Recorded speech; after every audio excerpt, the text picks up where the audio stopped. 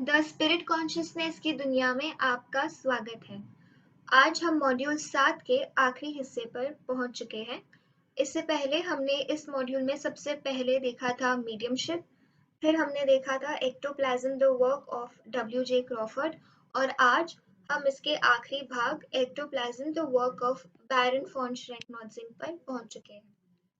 इस अध्याय में सबसे पहले हम देखेंगे परिचय, रूप और विशेषता में सबसे पहले हम देखेंगे विजुअल और ऑल्फैक्टरी, स्पर्शनीय अन्य गुण, फिर आगे बढ़ेंगे व्यवहार पर, फिर वह स्रोत जिससे पदार्थ उत्सर्जित होता है, सियॉन्स कक्ष की तैयारी और आखिर में भौतिक रूप का विश्लेषण। शुरुआत करेंगे सबसे पहले परिचय के साथ।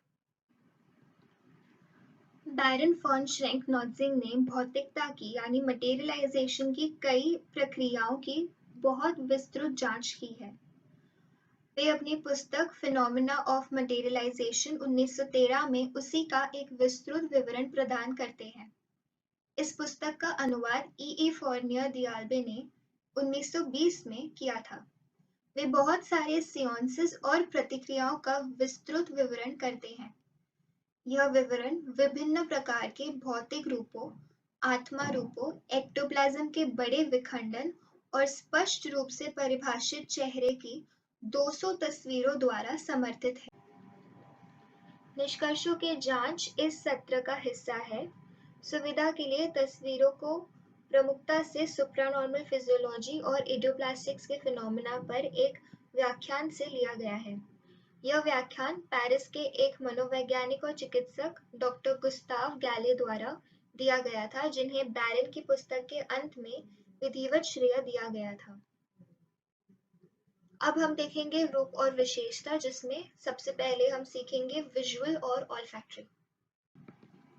स्पर्शनीय। जब यह छूने की बात आती है तो यह ठंडा, नम, चिपचिपा महसूस कर सकता है और कुछ अवसरों पर यह छूने में सूखा और कठोर होता है।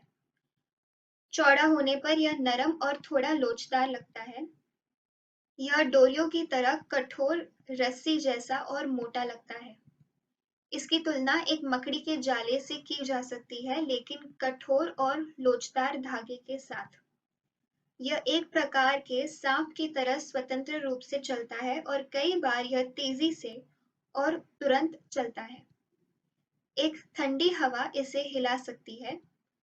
यह बेहद नाजुक है। एक्टोप्लाज्म को छूने से माध्यम को दर्द हो सकता है। अब आगे हम देखेंगे इसके अन्य गुण। अन्य गुण। ऑल्फैक्टरी। सामान्य तौर पर एक्टोप्लाज्म गंधहीन होता है। कई बार इसमें एक अजीब अवर्णनीय गंध होती है।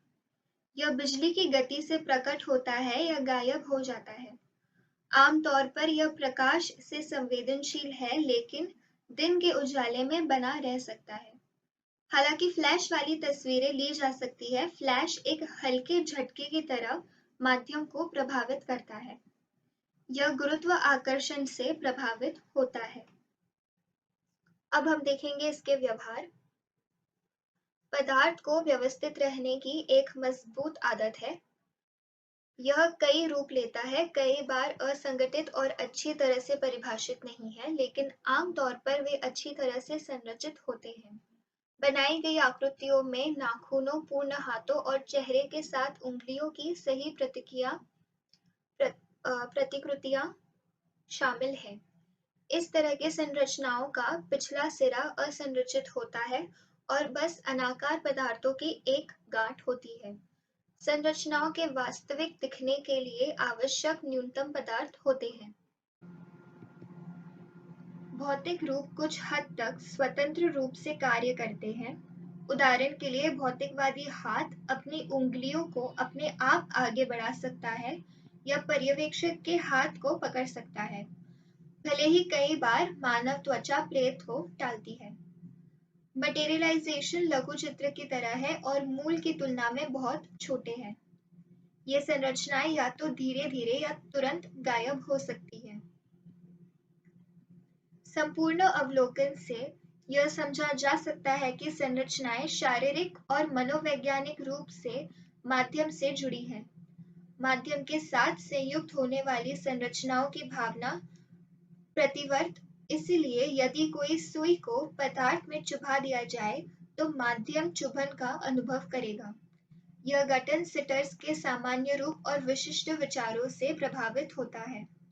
इसके अलावा क्योंकि माध्यम अक्सर ऐसी स्थिति में एक कृत्रिम निद्रावस्था में है यानी हिप्नोटिज्म में है, वह किसी भी सुझाव से प्रभावित होने के लिए कमजोर है। अब आगे हम देखेंगे कि वह स्रोत जिससे पदार्थ उत्सर्जित होता है। पदार्थ माध्यम के पूरे शरीर से उत्सर्जित होता है, लेकिन विशेष रूप से प्राकृतिक छेद और शरीर के चरम से। उदाहरण के लिए सिर के ऊपर, स्तनों और उंगलियां। मुंह गाल की आंतरिक सतह, मसूड़ों और छत हालांकि सबसे सामान्य स्थान है जहां से वे उत्सर्जित होते हैं। यह भी इन भागों से बहुत कम प्रयास के साथ निरीक्षण किया जा सकता है। अब आगे हम देखेंगे सियोन्स कक्ष की तैयारी। जब एक्टोप्लाज्म उत्सर्जित होता है तो कैबिनेट जिसमें माध्यम रखा जाता है आमतौर पर अंधेरा होता है। हालांकि अक्सर पर्दे खुले रखे जाते हैं तथा कमरे के बाहर एक लाल रोशनी या कभी-कभी 100 मोमबत्ती की चमक वाली सफेद रोशनी का भी उपयोग किया जाता है। अब हम देखेंगे आखिर में भौतिक रूप का विश्लेषण। एक चीन मिट्टी के बर्तन में भौतिक रूपों को नमूने को संरक्षित किया गया है। विभिन्न अवसरों पर अलग-अलग अवलोकन किए गए हैं। एक उदाहरण पर बाद में नमूने की जांच करने पर त्वचा के 2 टुकड़ों की खोज की गई जो एक माइक्रोस्कोप के नीचे देखे जाने पर मानव निकले।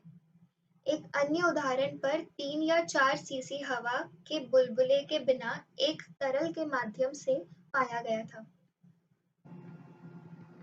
विश्लेषण करने पर पता चला कि तरल था, रंगहीन, बिना गंध वाला, बिना चिपचिपा, थोड़ा गाढ़ा और सफेद रंग का क्षारीय। जब एक माइक्रोस्कोप के नीचे देखा गया तो पाया गया कि पदार्थ सेल डिट्रिटस और लार से बना था, जो स्पष्ट रूप से मुंह से उत्पन्न हुआ था। अभी तक एक अन्य उदाहरण में काले बालों का एक गुच्छा जिसमें माध्यम के साथ कोई समानता नहीं थी, पर्यवेक्षक का हाथ बलगम और नमी से भरा हुआ था। ऊपर उल्लिखित टुकड़ों के साथ कई बार चेहरे के पाउडर या माध्यम के कपड़ों के बिट्स जैसे पदार्थ भी पाए जाते हैं। ये मॉड्यूल यहीं पर खत्म होता है। अगले मॉड्यूल में हम देखेंगे वस्तुओं का चुंबकत्व यानी मैग्नेटाइजेशन ऑफ ऑब्जेक्ट्स। धन्यवाद।